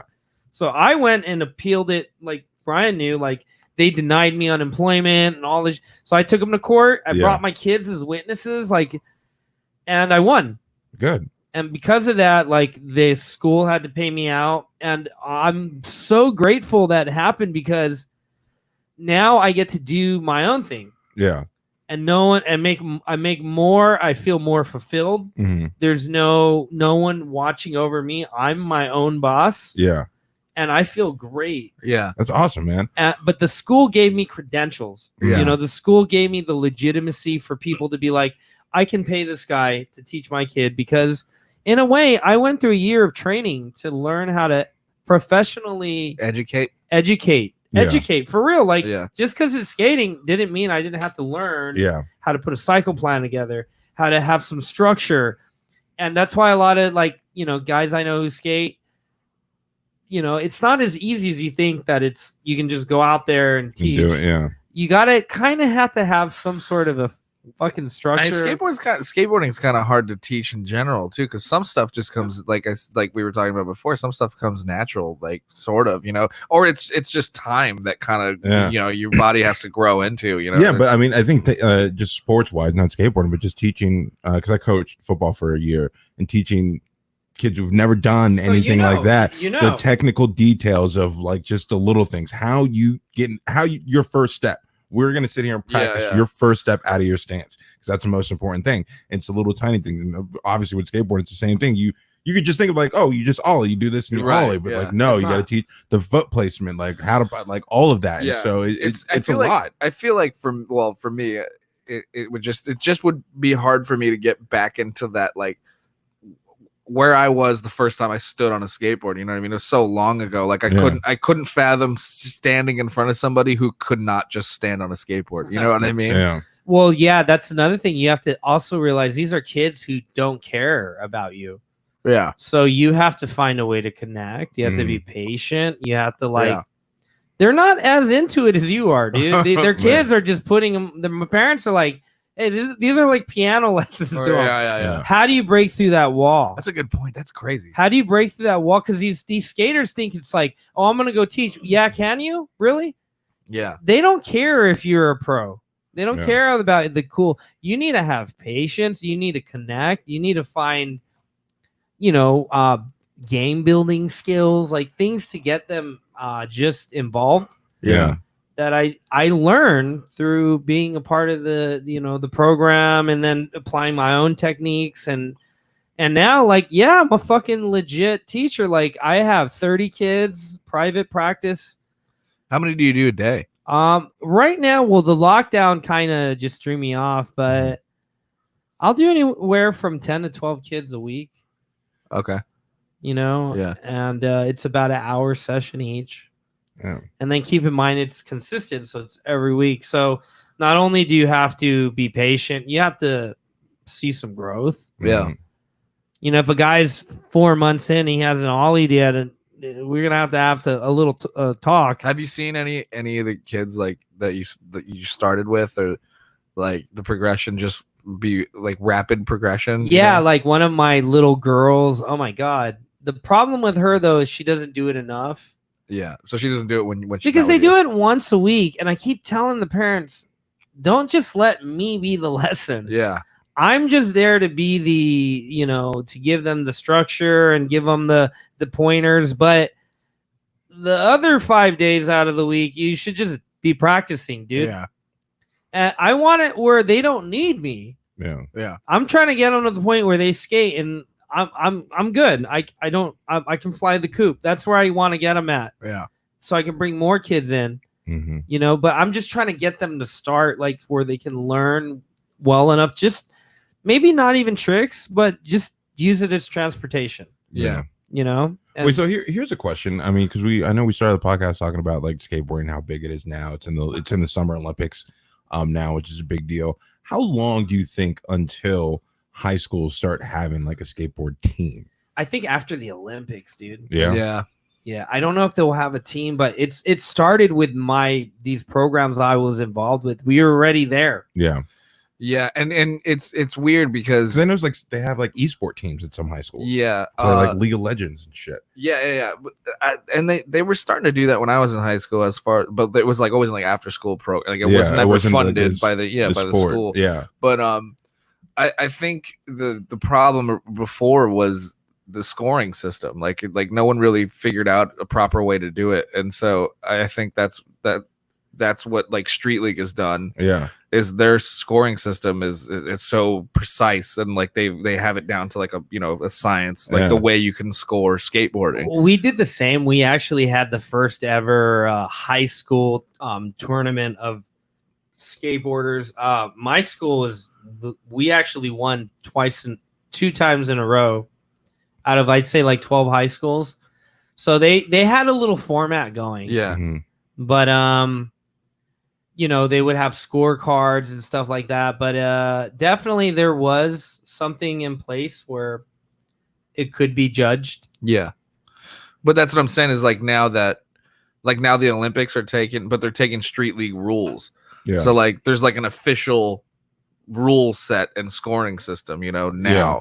So I think that's why that after, like you said, I'm so curious to see that, dude, how that unfolds, the Olympic skating thing. Yeah. I think it's gonna be like snowboarding, where it's gonna be exposed. So yeah, it's gonna be huge, and it's so entertaining. Like watching good skateboarding is fucking entertaining as shit. absolutely. The problem is these people are so fucking good; they make it look so goddamn easy. And I hate when they think that it's easy. Yeah, it's like I'll see some of this shit. I'm just like, some of the shit like Nigel just posts. Just like, I'm like, how, dude. like it's no big deal. Yeah. Like, it's just his style. He's insane. Yeah. Like he's just the levels. If you skate and you know the levels of skating, you're like, I don't get it. Yeah, I don't get the nollie heel flip down a hubba and flip out. Like, how?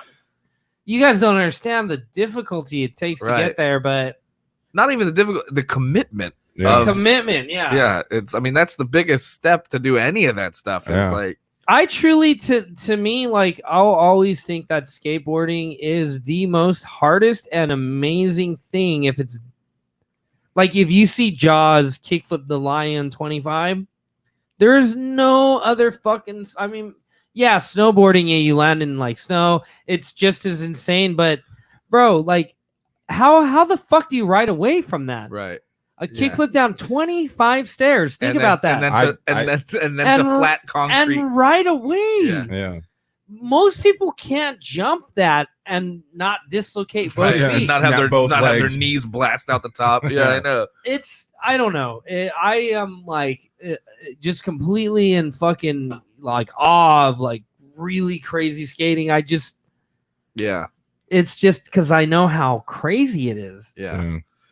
Yeah, and it seems to just get better and better. It's these guys that are out there doing this shit. It's like it's so crazy. Yeah, but anyway, well, I still see you out there, man. You're out there every morning going out and. Well, the reason now I have a higher because I am a skateboard teacher coach. I don't want to be that fat personal trainer. Yeah. I want to be a fucking beast. So these kids and these moms see my clips and they're like, "Oh, he's good." Yeah. I mean, granted, I'm not a pro. I'm not even amateur pro, but I put it down enough to where you could trust me to teach your kid how to skateboard. Right. I know what I'm doing. Yeah. Yeah, I know. And that's, I'm trying to get back into it a little bit. I'm going little baby steps. So, cause I'm like, I feel like such a fat piece of shit on a skateboard right now. I'll tell you, like I've, it's weird with skating. Like, a lot of people will like you watching your old footage and seeing like, how crazy you were. And then, it happens to everyone. Like you just stop skating. Like it's like anything you stop. If you don't do it enough, it just goes away. Yeah. And then, it's cool to see you come back out and push and at least try to get back. Cause some people don't even get back at all, Yeah. Okay. Next thing was stand up. You said you got a show coming up. I do too. And we were just talking about this, and I'm like, I don't even know. First of all, I don't know if we're gonna make it to the show without another shutdown. Yeah. And then, secondly, I'm like, if this show gets canceled, because it's the only one I have in the books right now, and if things start shutting down, within the next couple of weeks, I'm just not even gonna go back out. Well, what's funny is, so this show that I originally had booked was a show I was supposed to headline before the lockdown happened. Was this that one in West Covina or whatever? No, it's Big Shots in Lancaster. Oh, okay. But yeah. So the fucking COVID hits and the order has to cancel, right? And then he rebooks me when shit starts opening. Then the protests hit and he has to cancel. Oh, yeah. And now we're on our third fucking phase. Yeah. where I'm going back again. And now there's another statement from the governor, and it's just. But now I feel like Donald Trump might get assassinated, or like something's gonna happen. God willing, something's gonna happen that prevents me from ever going to the show because it keeps. I mean, obviously you're gonna have to if it does go on. You got to perform with a mask on. I don't know, dude. It's really weird. And what's weird is they've given me creative freedom to like produce it myself. They wanted an Asian night out of all the things they want is an Asian night. Fucking coronavirus ended. Coronavirus. Bring them all in. Let me do it. I'll pretend. Yeah. I might pull up with the mask, but when I'm on stage, I'm not gonna wear that stupid thing. Dude, on stage, I'll disinfect the mic and shit. But I might just. I was talking about bringing my own mic. That's what I just do. Disinfect the mic. As long as like I'm not fucking in front of anyone, I think I'm fine, dude. Yeah. It's I don't know. Do you feel like you're gonna be rusty? Oh, absolutely. Everybody's gonna terrified. be rusty. I don't even know what the. I'm scheduled to do 25 minutes in July. Yeah, I gotta do about like 25, 30. Yeah, I'm just like I don't even fucking. I haven't. I have good advice for you. What I do now when I have free time, like if I'm driving, instead of music, I just do the set. Yeah. Just so like when I get there, I mean, I'll be able to free form a little bit. Yeah. I used to try and record myself on my phone doing while you're driving, run bits while I'm driving. Yeah, that's smart. Dude, how do you just 3 months now I'm back on stage, bro? I know, and that's and what do you talk about? You guys just like, I mean, feel like you're coming back in and just do some of I don't see the classics, but things you have that you got down because. Like I said, going off for like 4 months and then just jumping back in. Everybody's gonna have a joke about Corona. Yeah. That's like low hanging fruit at this point. I think it's just I don't want to remind people of Corona. Yeah, I think that's what that's it's what, a dead horse. It's gonna be the new airport joke. That's what Zach was saying when we had him in. Was that like people are gonna want to go out and have a good time? They want to forget about all this shit, so don't even like talk about it. I might do jabs, just a few one-liners, just because I feel like as a comic, your duty is to have social commentary. Yeah. But I'm not going to rob them of the real comedy because my commentary is funny, but that's for like a podcast and, my Periscope or something. Yeah. They want stand-up comedy. They deserve jokes and they deserve to laugh. Yeah.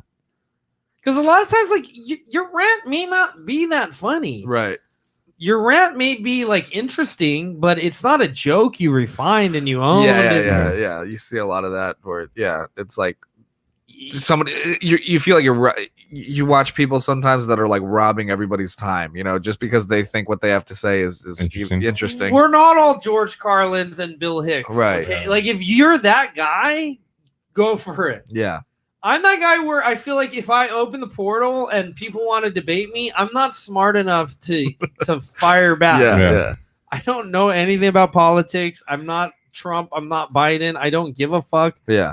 I just want, like, maybe I'll tell stories during the COVID that were funny. Yeah. But I'm not going to go out and just COVID Black Lives Matter jokes. Yeah. Yeah. I'm not John Oliver and shit, I was just thinking, I've been thinking about this. I have that one joke about the LAPD, not get, the white half not keeping me from getting shot or whatever, right? And so that's good. And I was just thinking about that if I went on stage like tomorrow and I did that bit, like that might be something somebody might try and jump down my throat over. I don't know. I think it depends on the room. I thought about the perfect rebuttal.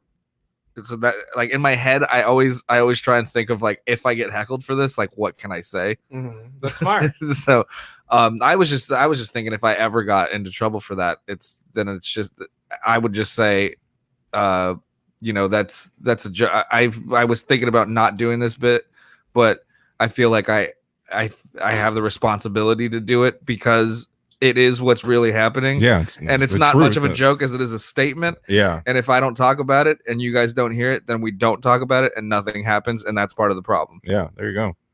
I wonder what, like, okay, let's say when comedy does get open, I wonder how many people are just going to be doing COVID shit. A lot. So many, dude. Think about You like the already open know. go. I guarantee go to any You go to fucking open open mic. mic as soon as shit happens again. Let's go to the fourth wall just to sign up to watch all these fucking. Just go, just sit in Okay. the back and just like, ugh. I'm not really a jokey joke. I wrote one joke. It might suck, but I'll say it right here where I go, like, during the quarantine, I watched a lot of porn. Uh-huh. But my favorite porn was when the cops fucked the entire country. That was the best fucking porno premium I ever. It's good. That's the only fucking COVID joke I Yeah, it's a literally good have. one. Yeah, I don't know, man. It's No, we should do that though. When we should go to open mic, yeah, for mask sure. out I'm not in the gonna back, Yeah. and just loudly just be disgusted. No, loudly just be Oh. disgusted by the jokes. Like, Oh. ugh. Yeah. I just Really? I want to Ugh. get it I'll over. wear a mask for that so no one Okay, knows. And massive glasses. I got another one for you. What the fuck is your opinion on these Zoom shows? I've been on a few. Did you? I saw that you've done a couple. No, I did not do comedy. I refuse to do comedy. you? What did you do? What'd you do? You just talk to people? I did rants and I did funny freestyle rap shit. Oh, okay. I did shit where I felt like I don't want to hurt my comedy on those Yeah. Zooms. I feel like it's just detrimental. There's no I don't believe that I should do my material that way. no way. No, No it's way. not- yeah, it's not meant to be done that way. Like, I'd you just- rather bomb and just say what's on my head than to do a show with like my actual setup and punchline. Yeah. It's Yeah. too weird. It is. It's and the people, and who are the people that are producing them and doing them? People who have shitty shows and already like in fucking in I the valley refuse, somewhere. Like there was a big show, an Asian night, Nowhere Comedy Club. You've heard of them, right? They're yeah. like, Oh yeah. I did see that one. It's Comedy Juice Online. Yeah. And I said no. Yeah. Just because I don't want to sit there with these really good comedians and have the pressure to be funny in this way that I'm not really Used to. Yeah. And I'd rather go on my own broadcast and rant and Right. get my last out of there with people who know me than to. I don't know. I don't know. Some people can do it. I'm not knocking you down, get it in, but it's just not for me. Yeah. I mean, I get trying to have an outlet and needing to do that, but just do a podcast. That's why I feel much better They're starting this so back up. long to those Zoom shows, dude. You'll start at like 8. You're like logging off at like 12. Yeah, it's They're so long. it's because there's no limit and there's probably no real time limit, so They do about like 8 minutes each, and then you got to sit through everyone. Oh, you got to stay on while everybody. Well, the cool thing is I try to respect and listen to everyone, but you could easily just unmute yourself and go watch a fucking. That's what sucks too. Is no one's probably not really watching. I'm sure everyone's doing what you're doing, muting and it's I don't know. It's a weird thing, but you got to adapt, I guess. But it's it's just not the same. There's nothing. There's no. If comedy went away forever and they're the only thing was left was Zoom, I'd just do podcasts. I'd quit. Yeah, I wouldn't do it anymore. I wouldn't want to do it. Yeah, me same. I I'm the need same it. way. I need I haven't done any sort of stand up at all. So I've done some writing. Do you miss it? Fuck yeah. Fuck yeah. But here it's like sometimes I miss it, and then sometimes I'm like, it's too far gone. I'm like, I can't go back. You're removed. Yeah. It's weird. When's your show? July 31st. Yeah, 31st. Mine's next Monday. Oh fuck! Shit. And you got to do 30 minutes. I got to do 30. I'm bringing 2 features, 20. Oh. I'm confident with the 30. I just don't know if I'm gonna. It's gonna be rough. It's gonna be even harder if no one's there. That's who knows how things are gonna be. Where It's Lancaster. It's in Lancaster. They're there. They're not gonna give a fuck. They Yeah, don't they're give gonna a be fuck. Yeah. I was in fucking Temecula for a weekend. Those people want to go They out. did so not give bad. a fuck, bro. Yeah. They don't give a fuck. Orange County, Temecula, Lancaster. Yeah. They don't care. No. Dude. No. All right, man. Well, I think we're gonna wrap it up right here. Good luck on the fucking show. I'll let you know how it goes. Yeah. I'll post a clip on my Instagram. I want to hear give me a phone call. On your way I back. will. I'll fucking call you on stage. Dude. If it's that bad, If no it's one's that there. bad. Yeah, Just All live right. stream it. If I call you, it means I'm dying up there. I'll do. You can call into the StreamYard. You should. I should just call you, put my phone down, and do my whole set. Oh, that'd be great. It'd be so fucking funny. Dude. But thanks for coming in, dude. Appreciate you. I had fun, man. It was great. Yeah. Thanks Yeah, for the man. beer. Yeah, Fun with absolutely, you. bro. I'm Yeah, so two things coming up. Sunday is Father's Day and Go Skateboarding Day. Do you know that? I did not know It's that. a Sunday, yeah. Well, maybe I'll go skate then.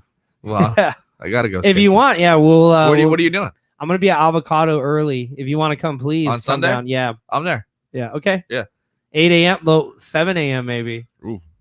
Yeah. Pretty early. Well, yeah. that's what I was saying, dude. Like now that I'm not drinking, like I've been getting up at 8 o'clock and like go, Okay. and I'm like, is this what normal people do? Yeah. If you want to come out Sunday, Let's do it. 7:15.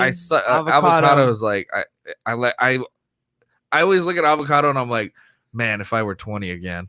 I look at Avocado like dusk till dawn, where Why? it's like I can only be there in a certain amount of times because once I start seeing people come, And just shred I it. gotta get out of Yeah. there, dude. I don't. It's a sick park, but like, with skating, I don't like crowds, and I don't like I like to keep it low key, like 2 people max. yeah. I feel you. I'm that way too. You know? Yeah. Yeah. I'm more of a loner skater. Yeah. In that sense. Yeah. That makes sense. Sunday avocado. Yeah, I'll do it. Okay. Let's do it. Yeah. Cool. Yeah, I got a few plugs. Is that cool? Oh yeah. Plug it up. So please follow me on Instagram, George Wang Jr. And here's a feel good story for the COVID. So for the longest time, my girlfriend was like, "You should go on TikTok," Mhm. Uh-huh. and I was like, "Yeah, I can't dance, I can't." She's like, "Well, this is the time if you're gonna try to do anything." So I was like, "All right, I'm gonna give it a shot." So I started re-uploading videos from my stand-up, even the one from your bar show, from Instagram to TikTok. Blew up. 400,000 views on one, 450,000 views. I got 6,000 followers from one video. God damn. Yeah. Another video, a Get on that stand-up shit. know. Yeah. stand-up clip 9 years ago, 220,000 views. Jeez, man. So this thing has astronomically just surpassed every platform I'm on. I got 1,000 on my Stone Cold Steve Austin challenge. That was on Instagram though, right? I put it on TikTok. Oh, too. you did? Yeah. I think I've hit about 1,000. So on that one. yeah, so Yeah, no, certified. Yeah. We'll cut them shit together and put it on there. yeah, so TikTok, so follow me there on TikTok. And then I got the show coming up on Monday. And then that's it. You can follow me, Wang's World. I got a prank call show. Oh, that's fun. I got to do that with you still. Yeah, positive prank calls Positive on prank Periscope. calls. That is the prank calls from Periscope have been going viral on TikTok. Cool. What I love about TikTok is like Instagram, you could easily just hide your life through pictures, Yeah. Yeah. but no one wants to do anything creative or funny. Yeah. And what I've noticed is a lot of these influencers on Instagram try to go on TikTok, and it's Just the get reverse. murdered. Yeah. They don't care. These kids are kids that want to laugh. Yeah. So the looks alone, sorry, it's not going to help. And you. I think for the younger generation too, like they grew up with like older siblings, parents on like Facebook and Twitter and Instagram. So they've seen that they don't want to do Yeah. that same Yeah. shit. So imagine the little kids, the amount of shit they see online, like how Yeah. much they're exposed to. Like you got to really go on there and be funny or entertaining, and Yeah. and that's You got a minute, make me laugh. yeah. I'm So just gonna that's go. what's given me new breath in my step because Yeah. just knowing. I just joined. I gotta get on. That's what I was thinking. That was exactly my idea too. Was like I mean, getting back on. put your you know what made me happy is like I'm not there doing the dances. I'm Yeah. not there doing the crazy videos. Yeah, because that's what I thought it was when I first got TikTok. Just stand up. It's just stand up, the skating and the fucking prank calls. And I'm like, yes, you Yeah. know, you guys just validated my stand up. Yeah. So yeah, that's all going down. And hell yeah. Right on, man. Well, appreciate you coming in. Hope you keep it up. I love the skateboard clips. I love what you're doing with the kids. It's awesome. Thanks, dude. I mean, it's a better. I miss better idea. skating and Yeah. doing comedy with you, dude. So Yeah. I hope we can get that. Well, going. for sure on Sunday I'm down. I'm Okay. gonna be out there. Yeah, Okay. for sure. So we'll skate and we'll get All right. we'll try and get some lines in. yeah, you should. It's go skate day. Fuck yeah, it. fuck yeah. All right, man. Well, All right, Steve. Thank It you was so nice much. talking to you, dude. Yeah, good Yeah, seeing you. yeah. we will see you guys. Peace. Hold on, let me put this. I always see. This is why I need somebody else on the board. Yeah, no, we Oh gotta, shit! This here we has go. been 2 hours. It has been 2 hours. Yeah, we gotta cue me up.